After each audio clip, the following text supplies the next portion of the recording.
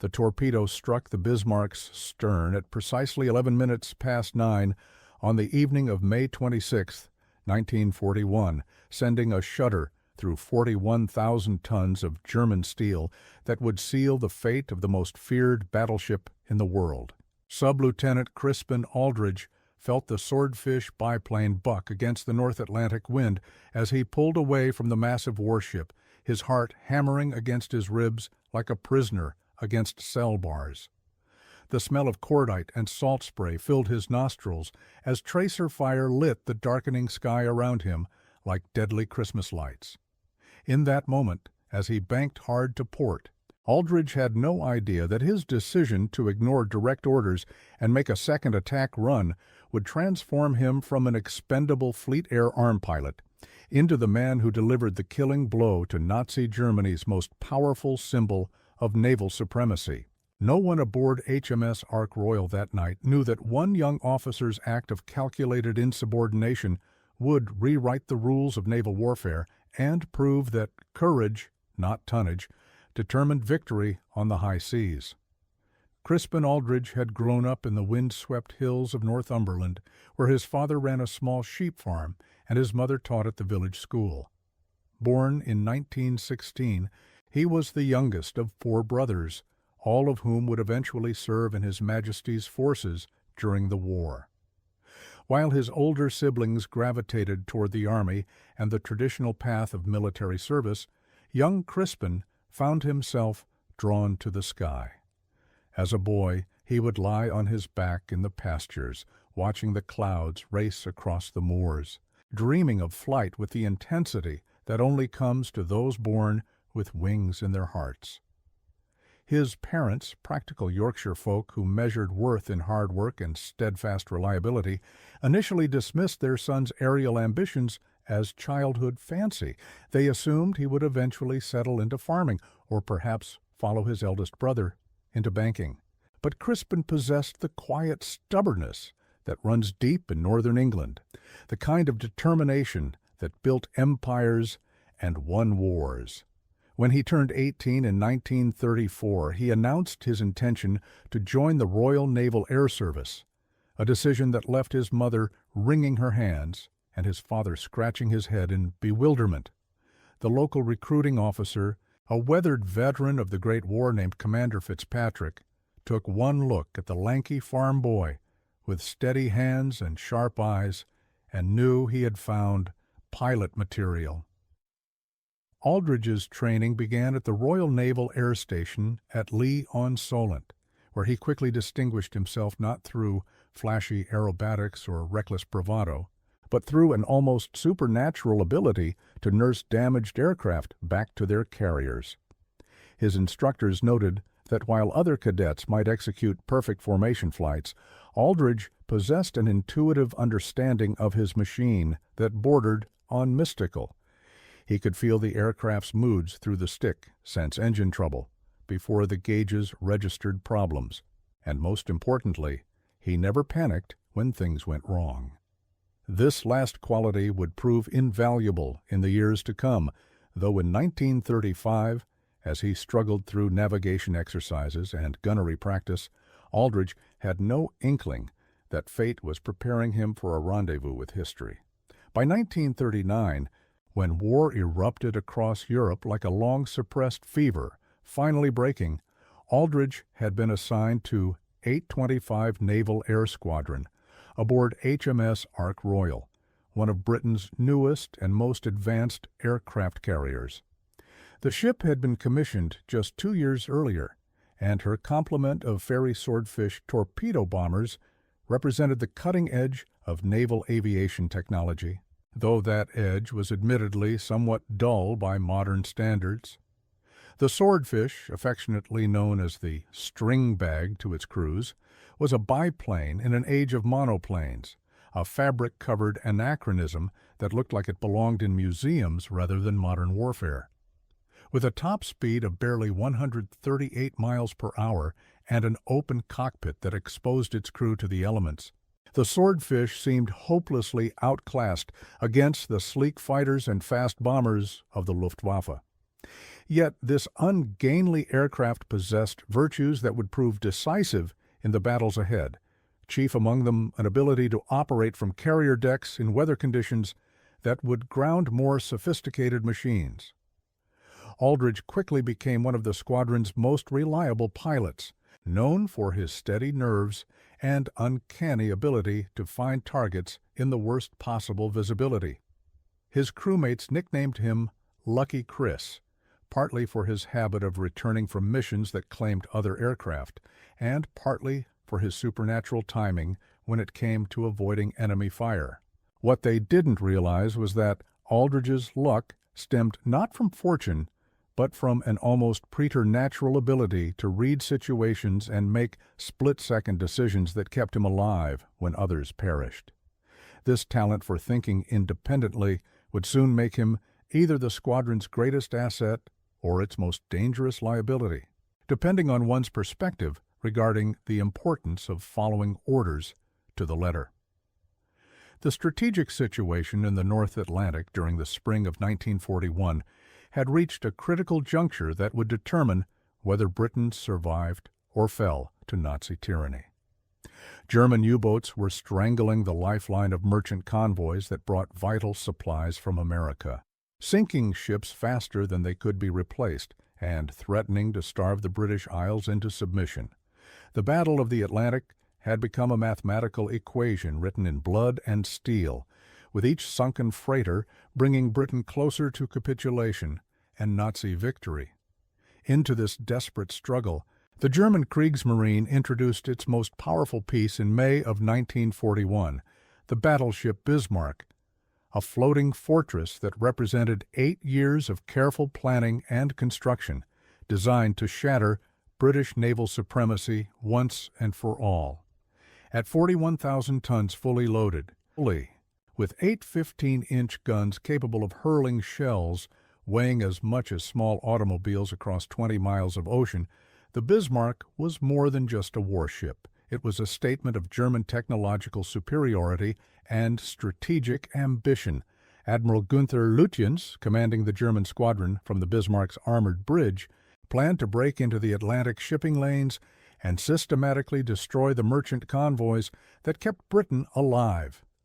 A campaign that German naval strategists calculated would force British surrender within 6 months.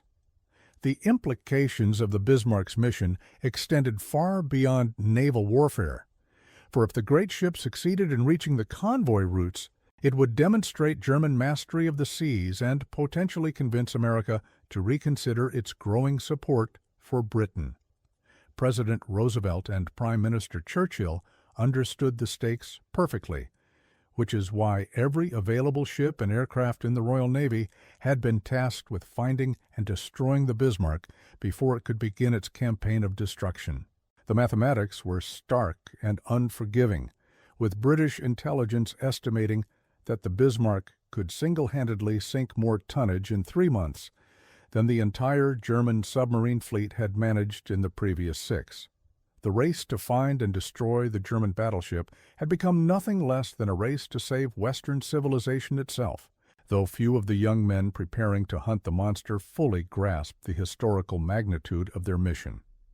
The hunt began on May 23, 1941, when HMS Suffolk, a heavy cruiser on patrol in the Denmark Strait, spotted the unmistakable silhouette of the Bismarck cutting through the gray waters between Iceland and Greenland. The German squadron, consisting of the Bismarck and the heavy cruiser Prinz Eugen, had been attempting to break into the Atlantic undetected, but the vigilant eyes of Suffolk's lookouts had spotted them through the morning mist. Within hours, the Royal Navy's most powerful ships were racing toward an intercept course, led by HMS Hood, the pride of the British fleet and the largest battle cruiser in the world. What followed was one of the most shocking defeats in Royal Navy history, as the Bismarck's accurate gunnery found Hood's ammunition magazines in the early morning hours of May 24th, destroying the great ship in a cataclysmic explosion that killed all but 3 of her 1,400 crew members. The psychological impact of Hood's destruction reverberated throughout the Royal Navy like a physical blow, for the ship had been considered virtually unsinkable, a symbol of British naval invincibility that had shown the flag around the world for over 20 years. Suddenly, the Bismarck was no longer just another enemy warship to be hunted and destroyed. It had become a personal affront to British naval pride and a direct threat to national survival. Admiral Sir John Tovey, commanding the home fleet from HMS King George V, understood that allowing the Bismarck to escape would be tantamount to admitting German superiority at sea, a concession that could unravel Britain's entire strategic position. Every ship, every aircraft, and every man available was thrown into the pursuit, creating the largest naval hunt in history as more than 40 warships converged on the Bismarck's last known position.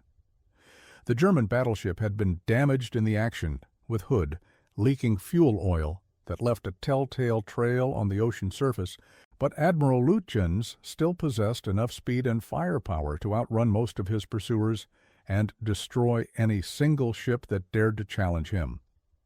Time was running out, for with each passing hour, the Bismarck drew closer to French ports, where German air cover could protect it from further attack, and closer to the open ocean where it could begin its campaign of destruction against British commerce. Aboard HMS Ark Royal, steaming at maximum speed toward the interception point, Crispin Aldridge and his fellow aircrews received their mission briefing with a mixture of excitement and trepidation that reflected the enormous stakes involved. Commander Eugene Esmond, the squadron leader, stood before his assembled pilots in the carrier's ready room, his weathered face grave as he outlined the tactical situation. The Bismarck had been tracked by shadowing cruisers throughout May 25th, but contact had been lost during the night, and the German battleship was now racing toward the safety of French ports at maximum speed. Aerial reconnaissance flights had narrowed the search area, but the window for attack was rapidly closing as the Bismarck approached the range of German land-based aircraft operating from French airfields. The Swordfish crews would have to locate and attack the most powerful warship in the world with obsolete biplanes carrying 18-inch torpedoes, a mission that seemed to border on the suicidal to anyone with a clear understanding of the odds involved. Esmond explained that their antiquated aircraft actually possessed certain advantages over more modern bombers, particularly their ability to fly slowly enough to release torpedoes accurately and their surprisingly robust construction that could absorb considerable battle damage. The fabric-covered wings and fuselages of the Swordfish were often ignored by armor-piercing shells designed to detonate against steel plate, allowing the slow aircraft to absorb hits that would destroy faster, more sophisticated machines. Nevertheless, the briefing made clear that this would be no routine patrol or training exercise, but a desperate gamble in which success might save the Royal Navy's reputation and failure could hand the Germans control of the Atlantic. As the pilots filed out of the ready room to prepare their aircraft, Aldridge felt the familiar tightness in his chest that preceded every combat mission. But this time, it was accompanied by something else, a strange certainty that this flight would be different from all the others, though he could not yet articulate exactly how or why. He checked his watch, noting that it was exactly 14 minutes past 2 in the afternoon of May 26, 1941, and committed the time to memory with the precision of a man who sensed he was about to make history. The first attack had failed spectacularly, with 15 Swordfish aircraft launching their torpedoes against what turned out to be HMS Sheffield, one of their own cruisers that had been shadowing the Bismarck but hadn't been included in the attack coordination. The magnetic warheads of the British torpedoes, designed to explode beneath enemy ships, proved so sensitive that they detonated prematurely in the rough seas, saving Sheffield from friendly fire, but wasting the squadron's first opportunity to strike a blow against the German battleship. Commander Esmondet's face had been white with fury and embarrassment as the aircraft returned to Ark Royal. Their mission not only failed, but potentially catastrophic if word spread that the Royal Navy's elite air crews couldn't distinguish between friend and foe. The error had cost precious time and revealed the attack direction to the Germans, who now knew exactly what the British were planning and could prepare their formidable anti-aircraft defenses accordingly. As the Swordfish were refueled and rearmed for a second strike, this time with contact-fused torpedoes that would not explode prematurely, the tactical situation grew increasingly desperate with each passing minute. German meteorologists had predicted worsening weather conditions that would make flying impossible after sunset, while British intelligence estimated that the Bismarck would reach the protective umbrella of German air cover by dawn on May 27th. The mathematics were simple and unforgiving. This second attack represented the last realistic opportunity to damage the Bismarck sufficiently to slow it down for the pursuing battleships, and if it failed, the German warship would escape to begin its campaign of destruction in the Atlantic shipping lanes. Aldridge sat in his cockpit, his hands steady on the controls, despite the pressure that seemed to press down on every man aboard the carrier like a physical weight. His observer, Sub-Lieutenant Pemberton, a quiet young man from Devon who possessed an almost supernatural ability to navigate by dead reckoning, settled into the rear seat with the calm professionalism that marked the best Royal Navy aircrew. Together, they had survived 17 combat missions over the past 2 years, developing the kind of intuitive communication that allowed them to function as a single entity in the heat of battle. As the Swordfish engines coughed to life and the deck crews made their final preparations, Aldridge felt that familiar surge of anticipation mixed with dread that preceded every launch. But today it carried an additional burden of responsibility that made his mouth dry and his palms sweat inside his leather flying gloves. At 18 minutes past 7 in the evening, 15 Swordfish aircraft launched from HMS Ark Royal into a North Atlantic storm that would have challenged the skill of peacetime pilots in perfect weather conditions. The wind howled across the carrier's deck at 40 knots, creating a crosswind that made takeoff dangerous even for experienced aviators, while driving rain reduced visibility to less than half a mile. Aldridge felt his Swordfish struggle against the turbulence as he gained altitude, the fabric wings flexing and straining against the windloads in a way that would have terrified passengers, but merely reminded him of his aircraft's remarkable ability to absorb punishment and keep flying. The formation climbed slowly through the overcast, their obsolete aircraft buffeted by wind gusts that would have made formation flying impossible for faster, less stable machines.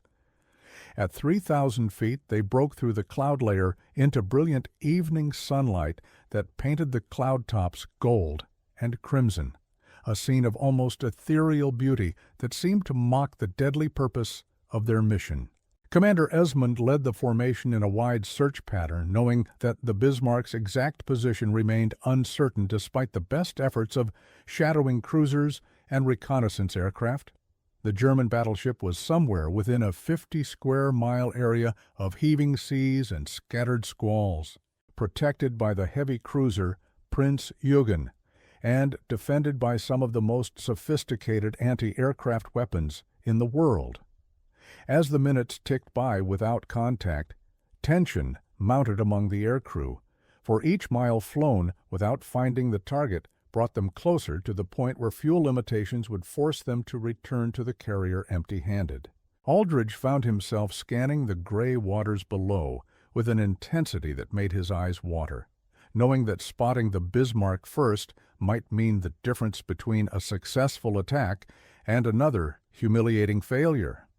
The irony was not lost on him that 15 fabric-covered biplanes, relics of an earlier age of warfare, represented Britain's last hope of stopping the most modern battleship ever built from breaking loose into the Atlantic shipping lanes where it could systematically destroy the lifeline that kept the British Isles alive.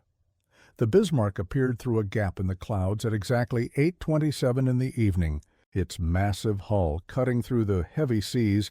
with the purposeful menace of a predator stalking prey. Even from several miles away, the German battleship looked enormous, its superstructure bristling with gun turrets and radar antennae that proclaimed its technological superiority over every vessel the Royal Navy could deploy against it. Aldrich felt his breath catch in his throat as he took in the sheer scale of their target, for the Bismarck seemed less like a ship than a floating fortress designed by engineers who had calculated the exact dimensions required to dominate any opponent. The battleship's escort, the heavy cruiser Prinz Eugen, steamed alongside at a distance calculated to provide mutual fire support while avoiding collision in the rough seas. Both German ships had detected the approaching swordfish formation and were already beginning evasive maneuvers,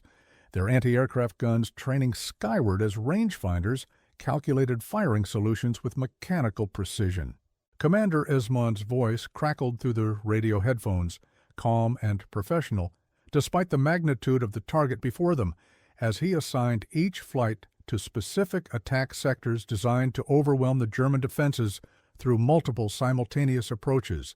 The plan called for the swordfish to attack from different angles and altitudes, making it impossible for the German gunners to concentrate their fire effectively while ensuring that at least some torpedoes would find their mark. Aldrich had been assigned to the third flight, tasked with attacking the Bismarck's port quarter in coordination with two other aircraft, a mission that would require him to fly directly into the teeth of the battleship's heaviest anti-aircraft defenses. As he banked toward his assigned attack position, he could see muzzle flashes beginning to twinkle along the German ship's hull like malevolent stars, and he knew that the next few minutes would determine not only his own survival, but potentially the outcome of the entire war in the Atlantic. The mathematics of the attack were brutally simple: 15 slow-moving aircraft against the concentrated firepower of two of Germany's most modern warships, with success dependent on courage, skill, and a considerable measure of luck that had already proven unreliable during the first abortive strike earlier that afternoon. The first flight of swordfish began their attack run at 8:31, diving toward the Bismarck through a storm of anti-aircraft fire that turned the evening sky into a deadly light show of tracers and exploding shells. From his position several miles away, Aldrich watched the tiny biplanes weave through the barrage with a mixture of admiration and dread, knowing that in a few minutes he would be flying through that same hellish gauntlet. The German gunners had learned from their earlier encounter with British aircraft and were putting up a defensive screen that seemed impenetrable, with shells bursting so close to the attacking swordfish that the aircraft disappeared momentarily in clouds of smoke and steel fragments. Two of the first flight's aircraft were hit almost immediately, their fabric wings shredding under the impact of proximity-fused shells, but both pilots managed to maintain control long enough to release their torpedoes before crash landing in the heavy seas. The sight of his fellow air crews going down filled Aldrich with a cold fury that burned away his fear, and replaced it with a calculating determination to make the Germans pay for every British life lost in this desperate gamble. He could see torpedo tracks in the water now, white lines of compressed air bubbles that marked the path of the 18-inch weapons as they raced toward their targets at 40 knots. The Bismarck was turning hard to port, its massive bulk responding to the helm with surprising agility as the German captain attempted to comb the torpedo tracks and avoid the deadly fish. Most of the first salvo missed, passing harmlessly ahead of or astern of the German battleship, but Aldrich thought he saw at least one explosion against the ship's armored belt, though at this distance it was impossible to determine the extent of any damage. The second flight was already beginning their attack approach from the starboard side, their swordfish silhouetted against the darkening sky as they descended toward torpedo-dropping altitude through a renewed barrage of anti-aircraft fire that seemed even more intense than the first wave. Commander Esmond's voice came through the radio again, reporting that the German ships were maintaining course and speed despite the attacks, which meant that any damage inflicted had been insufficient to slow the Bismarck's race towards safety. It would be up to the third flight, Aldrich's flight, to deliver the decisive blow that could cripple the German battleship and allow the pursuing British fleet to catch up for the final confrontation. At 8:36, Aldrich pushed his throttles forward and began his descent toward the Bismarck, feeling the Swordfish respond to his controls with the familiar sluggishness of an overloaded aircraft fighting heavy air. His torpedo hung beneath the fuselage like a pregnant whale, its 18-inch diameter and 15-foot length making the biplane nose-heavy and slow to respond to control inputs. Behind him, Sub-Lieutenant Pemberton was busy with his navigation equipment and radio, coordinating their approach with the other aircraft in the flight, while monitoring German radio transmissions for any intelligence about damage or casualties. The anti-aircraft fire intensified as they drew closer to the target, with shells bursting all around them in angry black clouds that reeked of cordite and hot metal. Aldrich felt fragments rattle against the Swordfish's fabric covering like hail against a window, but the elderly biplane absorbed the punishment and kept flying with the stubborn resilience that had made it beloved by air crews despite its obsolescent design. The Bismarck loomed larger with each passing second, its superstructure resolving into individual gun turrets and radar arrays as Aldrich closed to torpedo-dropping range. He could see German sailors manning the anti-aircraft guns, their faces pale blurs behind the muzzle flashes as they fed shells into weapons that were firing as fast as human hands could load them. The noise was indescribable, a continuous thunder of explosions and machine gun fire that seemed to shake the very air around the attacking aircraft. Aldrich's orders were specific and unambiguous: drop his torpedo at 800 yards range, then immediately turn away to avoid the worst of the defensive fire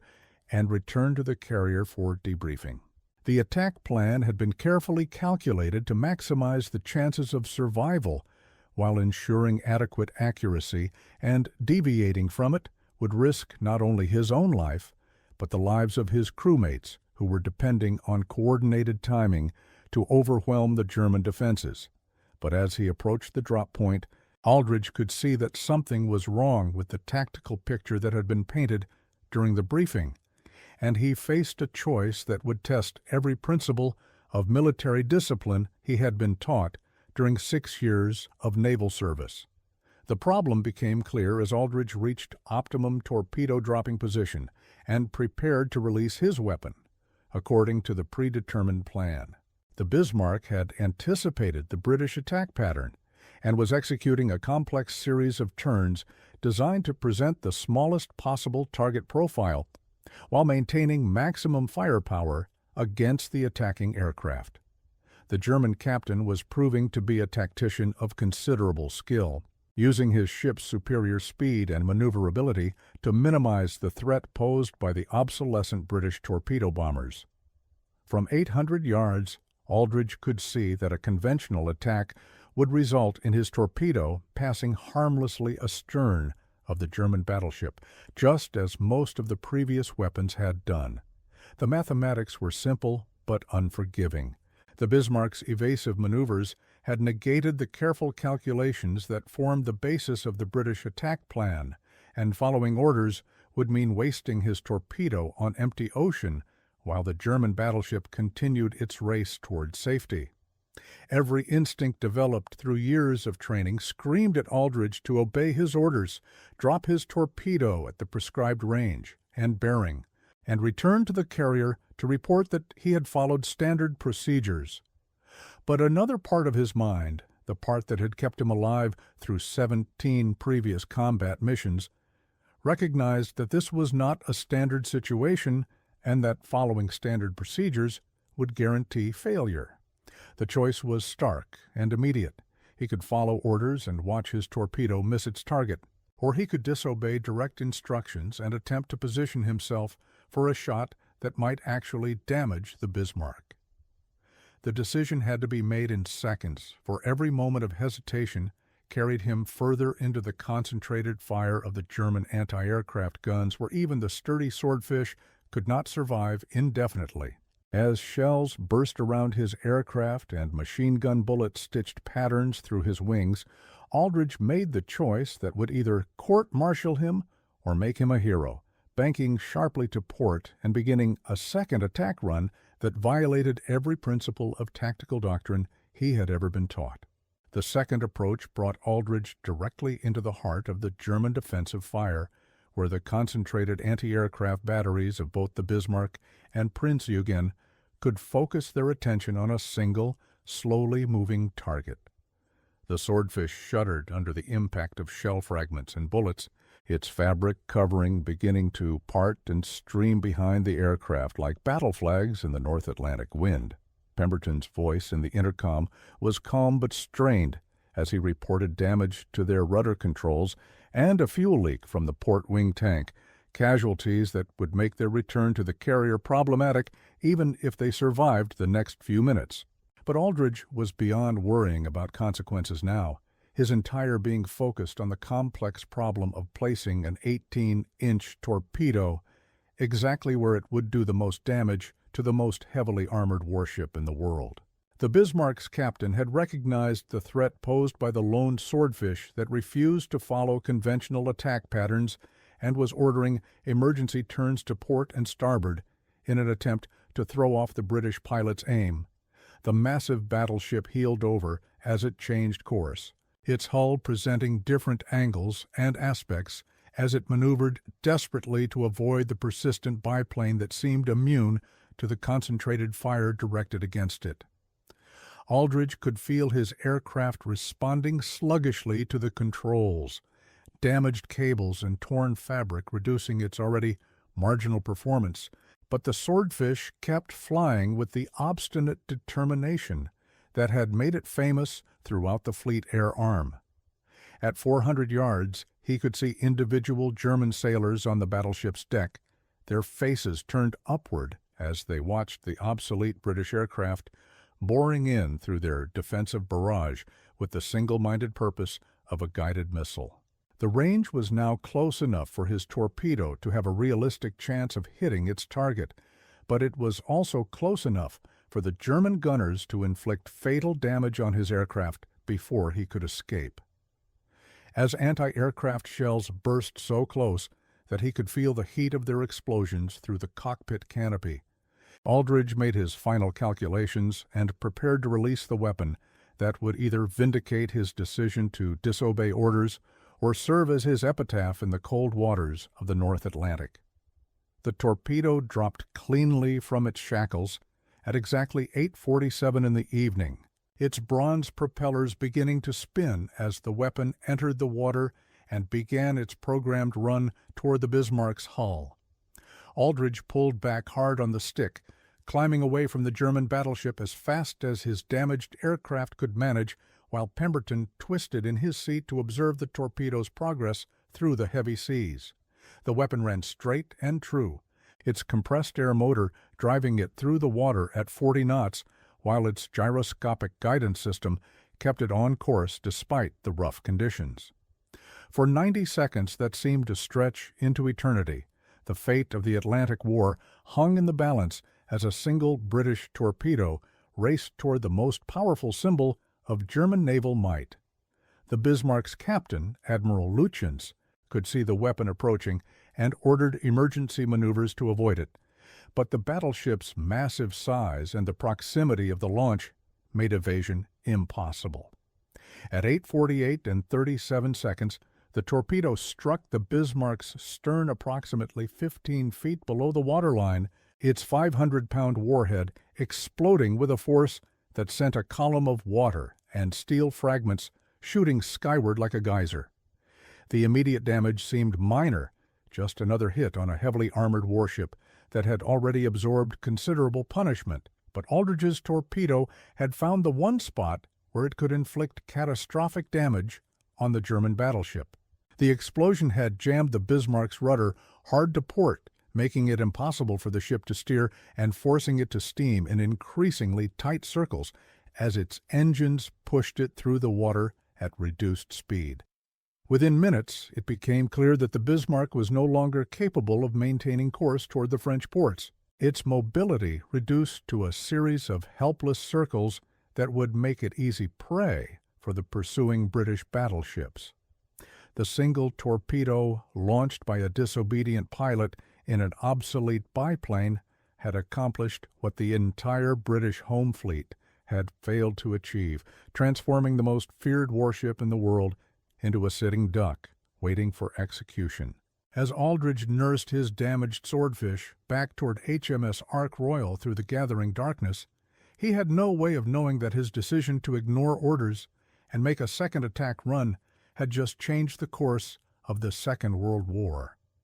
The return flight to HMS Ark Royal proved almost as dangerous as the attack itself, with Aldrich's damaged swordfish losing altitude steadily as fuel leaked from punctured tanks and control cables parted under the strain of combat damage.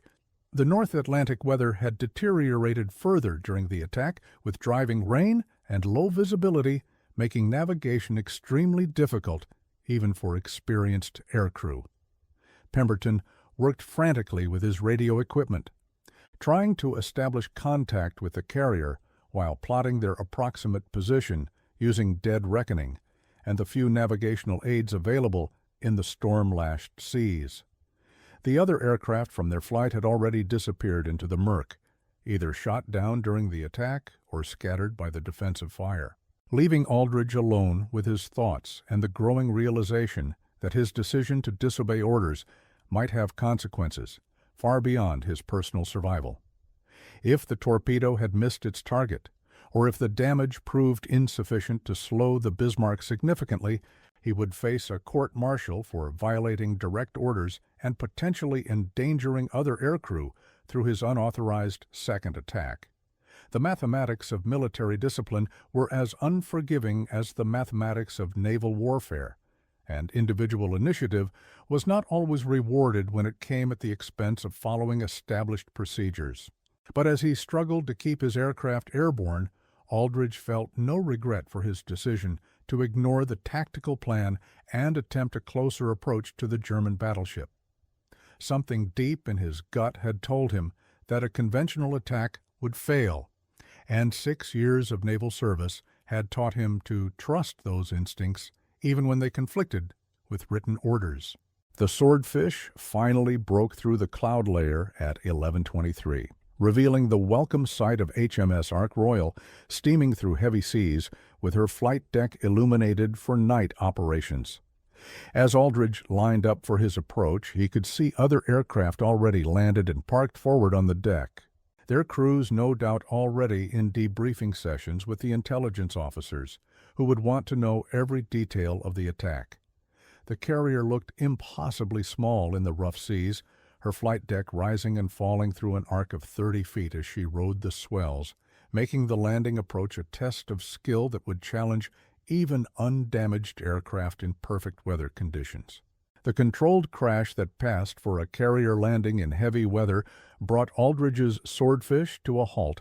in a tangle of arresting wires and spinning propeller blades, the aircraft's landing gear absorbing the impact with the groaning protest of overstressed metal.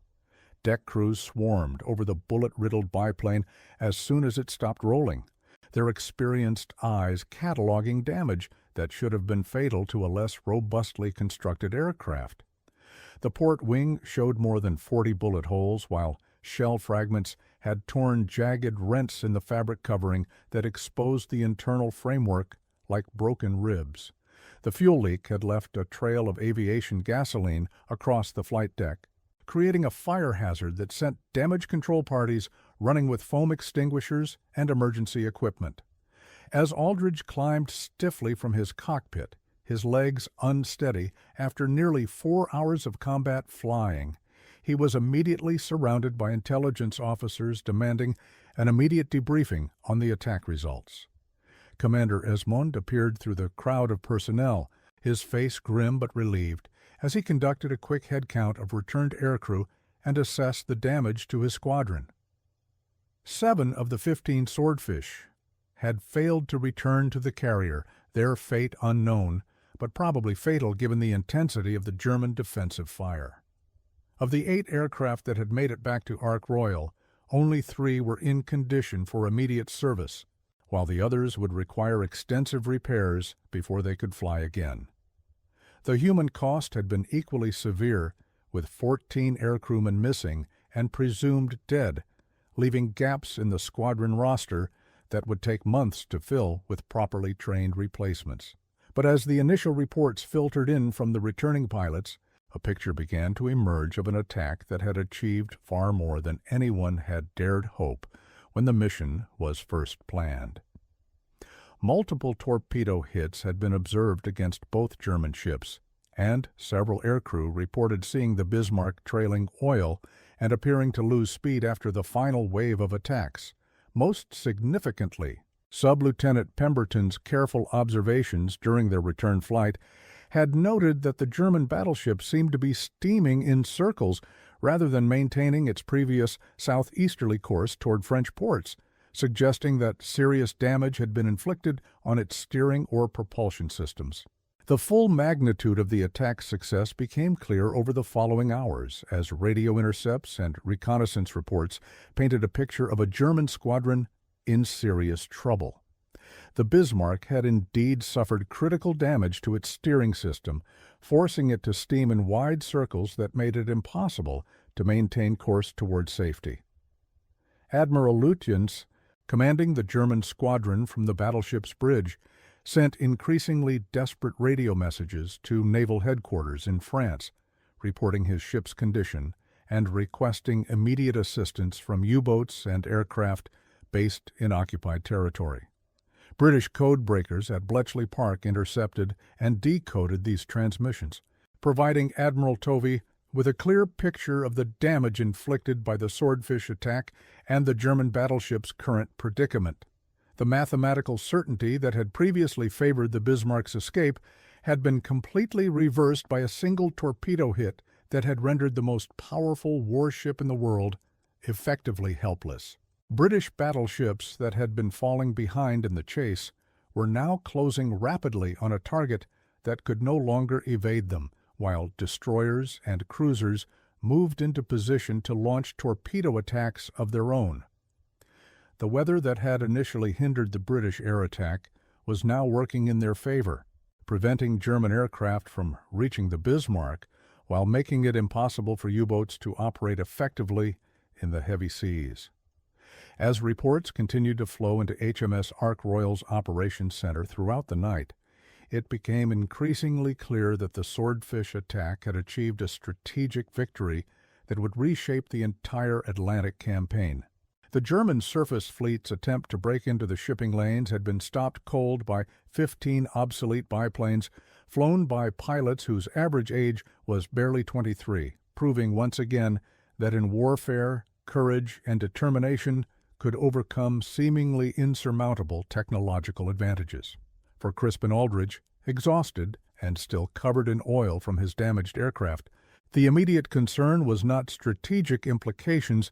but the prospect of explaining to his squadron commander why he had chosen to ignore direct orders in favor of an unauthorized second attack that violated every principle of formation flying and tactical doctrine. The debriefing session that began at 0100 hours on May 27th proved to be unlike any interrogation Aldrich had experienced during his naval career.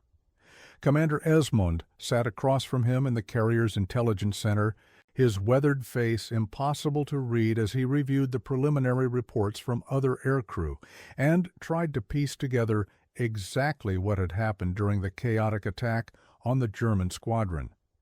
The evidence was contradictory and confusing, with different pilots reporting torpedo hits at different times and locations, making it difficult to determine which aircraft had been responsible for the apparent damage to the Bismarck's steering system.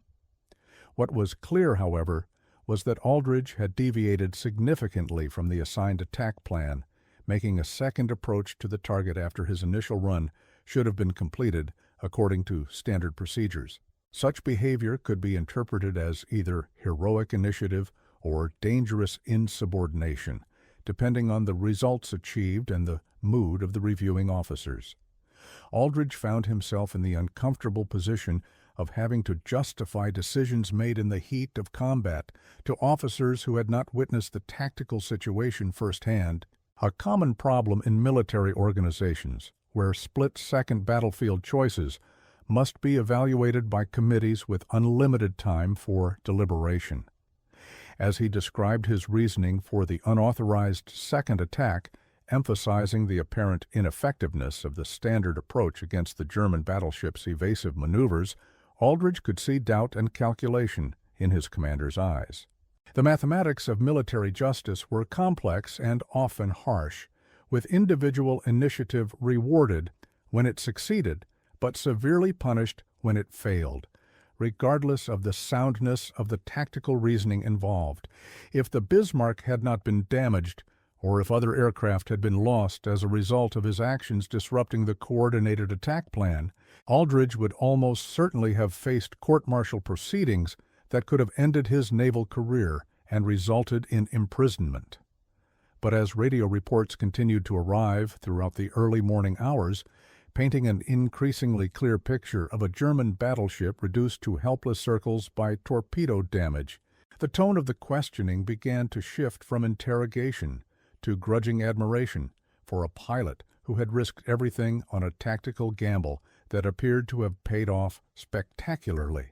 By dawn on May 27th, the strategic situation in the North Atlantic had been completely transformed by the events of the previous evening. The Bismarck lay dead in the water, its steering destroyed and its fate sealed by the approaching British battle fleet that had been racing through heavy seas throughout the night. Admiral Tovey's flagship, HMS King George V, along with HMS Rodney and a screen of destroyers and cruisers, had finally caught up with their quarry and were preparing to deliver the coup de grace to the German battleship that had terrorized British shipping for less than a week. The mathematical certainty that had initially favored German success in breaking into the Atlantic convoy routes had been replaced by an equally certain calculation of British victory, all because a single torpedo launched by a disobedient pilot had found the one vulnerable spot on an otherwise impregnable warship. Radio intercepts revealed that Admiral Lütjens had already begun destroying classified documents and preparing his crew for the inevitable final battle, while German naval headquarters frantically tried to coordinate rescue efforts that had no realistic chance of success given the distance involved and the strength of British forces converging on the scene. The Bismarck's guns were still operational, and its armor remained largely intact, but without the ability to maneuver, the great ship had been reduced from hunter to hunted, from predator to prey, waiting for execution. As the British battleships opened fire at first light, their 15-inch guns hurling shells weighing nearly a ton each across the gray waters of the North Atlantic, it became clear that the Atlantic campaign that was supposed to last months would end after less than a week of operations. The German surface fleet's bid for supremacy had been shattered not by superior British battleships or advanced radar technology, but by the courage and initiative of aircrew flying aircraft that should have been relegated to museums years earlier. For the men aboard HMS Ark Royal, watching the final destruction of the Bismarck through binoculars as shells and torpedoes reduced the mighty warship to a burning hulk, the sight represented vindication of their desperate gamble and proof that obsolete aircraft could still change the course of history when flown by men willing to risk everything for victory. The final destruction of the Bismarck at 10:36 on the morning of May 27, 1941, marked more than just the end of a single German warship. It represented the failure of Nazi Germany's attempt to dominate the Atlantic Ocean and strangle Britain into submission through surface warfare. The psychological impact of the battleship's destruction reverberated throughout the German naval establishment like a physical blow, for the Bismarck had been more than just another warship. It had been the symbol of German technological superiority and strategic ambition. Admiral Raeder, commanding the German Navy, immediately canceled plans for future surface operations in the Atlantic, recognizing that the loss of his most powerful unit had demonstrated the futility of challenging British naval supremacy with conventional tactics. The mathematical calculation that had driven German naval strategy, the belief that superior technology and firepower could overcome British advantages in numbers and experience, had been proven fatally flawed by the actions of 15 obsolete biplanes and their youthful crews. More importantly, the Bismarck's destruction freed dozens of British warships that had been tied up in the hunt to return to their primary mission of escorting merchant convoys across the Atlantic, significantly reducing shipping losses at a critical moment in Britain's struggle for survival. American observers, including naval attachés and intelligence officers who had been watching the battle closely, drew their own conclusions about the effectiveness of carrier-based aviation against even the most heavily armored surface ships, lessons that would prove invaluable when the United States entered the war 7 months later. The strategic implications extended far beyond the immediate tactical situation, for the Bismarck's destruction marked the beginning of the end for Germany's surface fleet as an effective fighting force, and confirmed the Royal Navy's continued dominance of the sea lanes that connected Britain to its empire and allies. For Crispin Aldridge, the farm boy from Northumberland, who had risked court-martial to make an unauthorized second attack on the world's most powerful battleship, the broader strategic implications seemed less important than the simple satisfaction of having done his duty as he understood it, regardless of the consequences for his career or personal safety. The weeks following the Bismarck action brought a mixture of recognition and scrutiny that Aldridge found deeply uncomfortable, for he had never sought the spotlight that inevitably follows acts of individual heroism in wartime. Commander Esmond's final report on the attack praised the skill and courage of all participating aircrew, while specifically noting Aldridge's decision to make a second attack run despite significant damage to his aircraft and the obvious risks involved. The recommendation for immediate promotion and decoration worked its way through naval bureaucracy with unusual speed, driven by the obvious strategic importance of the mission's success and the need to maintain morale among Fleet Air Arm personnel, who were regularly called upon to fly obsolete aircraft against superior enemy forces. But recognition brought its own problems, including detailed questioning by naval intelligence officers who wanted to understand exactly how an obsolete torpedo bomber had succeeded in crippling the most advanced battleship in the world. The tactical analysis that emerged from these debriefings would eventually revolutionize British anti-ship doctrine, emphasizing flexibility and individual initiative over rigid adherence to predetermined attack plans.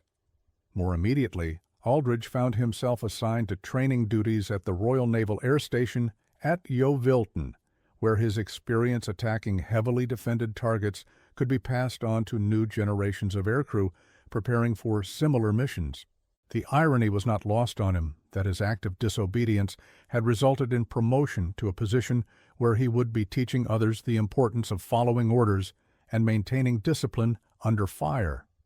His students, young pilots fresh from training schools scattered across Britain and the Commonwealth, listened with rapt attention as he described the tactical situation that had led to his decision to ignore established procedures in favor of a gamble that could have cost him his life and career. What he tried to convey to them was not the glamour of heroism, but the cold calculation involved in making life and death decisions under extreme pressure, the mathematical certainty that sometimes conventional tactics would fail, and that survival depended on the ability to adapt quickly to changing circumstances. The lessons learned over the gray waters of the North Atlantic would be tested again and again in the years that followed, as British aircrews faced German fighters over the English Channel, Japanese Zeros in the Pacific, and the constant challenge of flying obsolete aircraft against technologically superior enemies who possessed every advantage except the willingness to risk everything for victory. The transformation of naval warfare that began with the Swordfish attack on the Bismarck accelerated throughout 1941 and 1942. as both British and American naval strategists absorbed the lessons demonstrated by 15 obsolete biplanes in the North Atlantic. The age of the battleship as the ultimate arbiter of naval power was ending, replaced by a new emphasis on carrier aviation that would reshape maritime strategy for decades to come. Aircraft carriers, previously regarded as auxiliary vessels supporting the battle line, suddenly became the primary strike weapons of modern navies, capable of projecting power across hundreds of miles of ocean without exposing their crews to direct enemy fire. The Bismarck's destruction proved that even the heaviest armor and most sophisticated defensive systems could be overcome by aircraft attacking from multiple directions, a lesson that would be driven home with brutal clarity at Pearl Harbor, Midway, and dozens of other naval battles throughout the Pacific War. But the immediate impact was felt most strongly by the young men who flew the missions that made these strategic transformations possible. Aircrew like Aldrich, who found themselves thrust into roles that required not only technical skill, but the kind of independent judgment that military organizations traditionally discouraged among junior officers. The balance between discipline and initiative became one of the central challenges of modern warfare, as commanders struggled to maintain unit cohesion while encouraging the kind of individual thinking that could turn tactical defeats into strategic victories. For the farm boys and factory workers who made up the bulk of Allied aircrew, the transition from following orders to making life and death decisions often proved as challenging as mastering the technical aspects of flying and navigation. The men who succeeded in this environment were those who could combine absolute technical proficiency with the moral courage to act independently when circumstances demanded it. Qualities that could not be taught in conventional training programs, but emerged only under the extreme pressure of actual combat. Aldrich embodied this new breed of warrior intellectual comfortable with both the mechanical complexities of aviation and the ethical ambiguities of warfare, where right and wrong were often determined by results rather than intentions. The personal cost of his moment of heroism became clear to Aldrich only gradually, as the adrenaline of combat faded and was replaced by the complex emotions that inevitably follow acts of violence performed in the name of duty and country. The knowledge that his torpedo had contributed directly to the deaths of more than 2,000 German sailors aboard the Bismarck created a psychological burden that no amount of official recognition could diminish. These men had been enemies, certainly, but they had also been sons and fathers and brothers, whose families would mourn their loss just as British families mourned their own casualties. The mathematics of warfare might justify such losses in terms of strategic advantage gained and lives saved through the prevention of German attacks on merchant shipping. But mathematics could not ease the human cost of victory or resolve the moral contradictions inherent in combat between civilized nations. Aldrich found himself writing letters he never sent to the families of his squadron mates who had been shot down during the attack, trying to explain how their sacrifice had contributed to a victory that might help end the war more quickly and save countless other lives. But words seemed inadequate to capture the complexity of emotions involved in surviving when others had died, or the strange mixture of pride and guilt that came with being recognized as a hero for actions that had resulted in so much death and destruction. The nightmares that began several weeks after the action featured not enemy aircraft or anti-aircraft fire, but the faces of German sailors he had never seen, but whose deaths he had caused through his decision to disobey orders and make a second attack run. Sleep became elusive, and when it came, it brought dreams of burning ships and drowning men that no amount of rational analysis could dispel. The price of victory, he was learning, included psychological wounds that might never fully heal, burdens that would be carried long after the war ended, and the headlines moved on to other battles and other heroes. Yet despite these costs, Aldrich never questioned his decision to ignore orders in favor of tactical necessity, for he understood that, in warfare, as in life, there were times when individual conscience had to override institutional authority, even when the consequences of such choices extended far beyond the person making them. The broader implications of the Bismarck action continued to reverberate throughout the Royal Navy as analysts studied the tactical details and drew lessons that would influence British naval doctrine for the remainder of the war. The success of obsolete aircraft against modern defensive systems suggested that speed and sophistication were less important than flexibility and determination when it came to delivering effective attacks against heavily defended targets. This realization led to a renewed emphasis on training programs that stressed adaptability and individual initiative rather than rigid adherence to predetermined tactical manuals.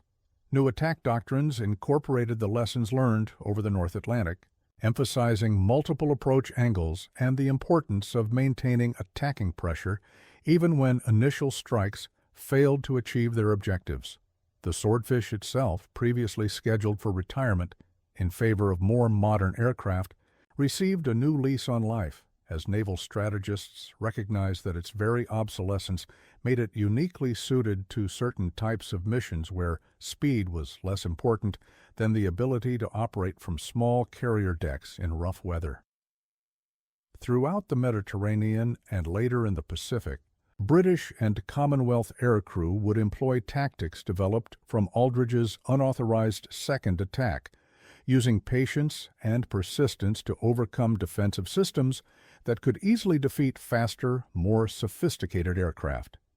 The mathematical models that governed tactical planning were revised to account for the human factors that had proved so decisive in the Bismarck action, recognizing that individual courage and judgment could alter the odds in ways that pure statistical analysis could never predict.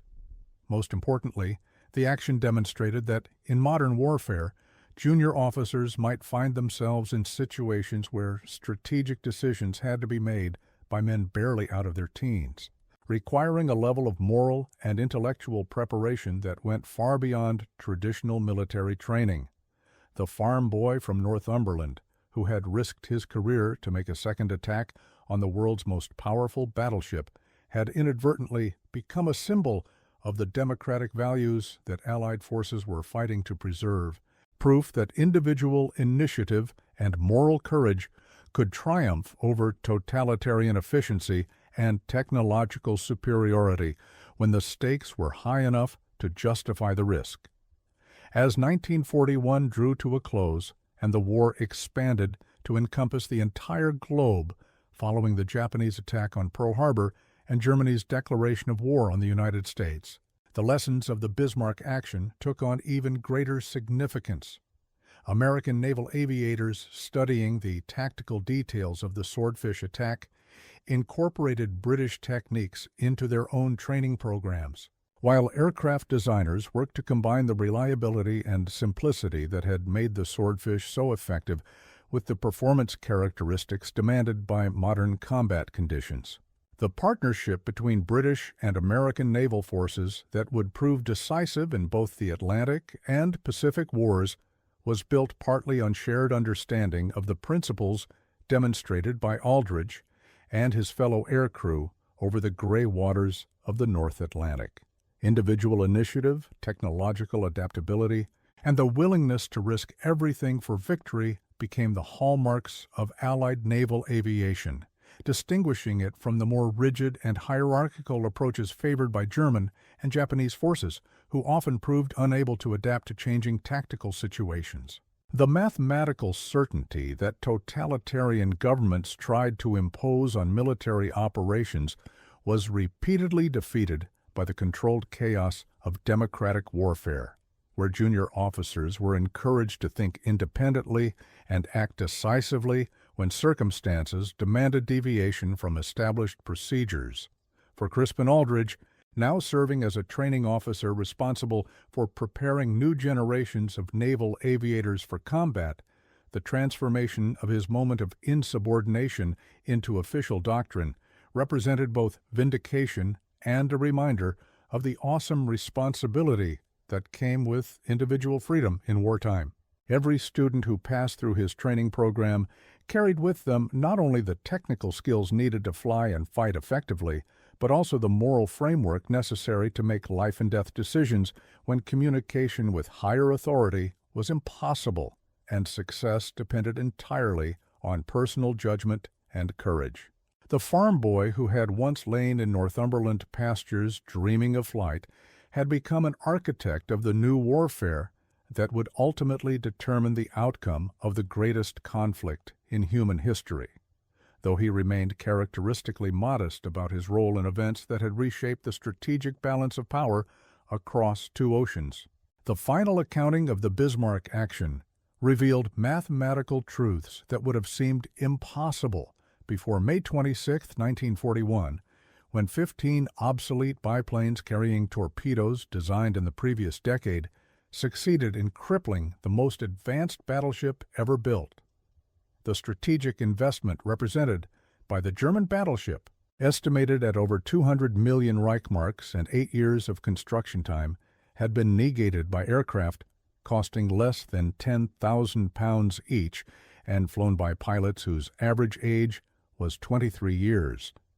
The return on investment for the Royal Navy's continued operation of obsolete aircraft had been calculated in lives saved, shipping protected, and strategic objectives achieved through methods that conventional analysis would have deemed mathematically impossible. More than 300 Allied merchant ships that would have been sunk by the Bismarck's planned commerce raiding campaign continued to carry vital supplies across the Atlantic, while dozens of Royal Navy vessels that had been diverted to hunt the German battleship returned to escort duty and anti-submarine operations. The psychological impact on German naval strategy proved even more valuable than the immediate tactical results, as the Kriegsmarine abandoned plans for surface operations in favor of submarine warfare that, while deadly, could never achieve the decisive strategic results that had been expected from the Bismarck and her sister ships. American entry into the war 7 months later brought industrial resources that made the German submarine campaign ultimately unsustainable. But without the breathing space provided by the Bismarck's destruction, Britain might not have survived long enough to benefit from American support. The mathematics of survival had been reduced to the actions of individual men in critical moments, and Crispin Aldrich's decision to disobey orders and make an unauthorized attack had tipped the balance in favor of democratic values and individual freedom over totalitarian efficiency and technological supremacy. The irony was not lost on military historians who later studied the action that a single act of insubordination had helped preserve the political systems that valued individual initiative over blind obedience to authority. In the broader context of the Second World War, the Bismarck action represented a turning point where the outcome of global conflict was determined not by grand strategic planning or technological advantages, but by the moral courage of individuals willing to risk everything for principles they believed worth defending. The legacy of that desperate evening in the North Atlantic extended far beyond the immediate tactical results, influencing the development of military doctrine and strategic thinking throughout the remainder of the 20th century. The balance between institutional authority and individual initiative that had been tested so dramatically during the Swordfish attack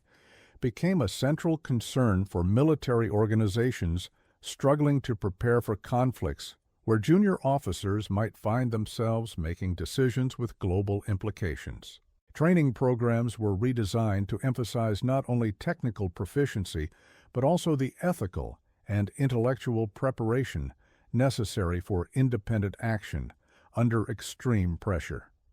The mathematical models used to predict combat outcomes were revised to account for human factors that pure statistical analysis had consistently underestimated, recognizing that courage, determination, and moral clarity could alter seemingly impossible odds when applied at critical moments.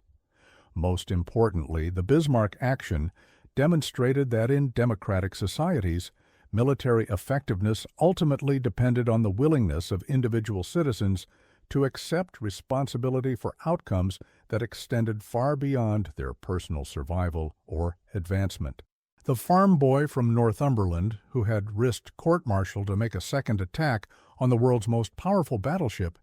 had embodied the values that distinguished Allied forces from their totalitarian opponents, proving that free men fighting for principles they believed in could overcome any technological or numerical advantage through the application of individual courage and initiative. As subsequent conflicts in Korea, Vietnam, and the Middle East would demonstrate, the lessons learned over the gray waters of the North Atlantic remained relevant whenever democratic nations found themselves confronting authoritarian opponents who mistook rigid discipline for true military effectiveness.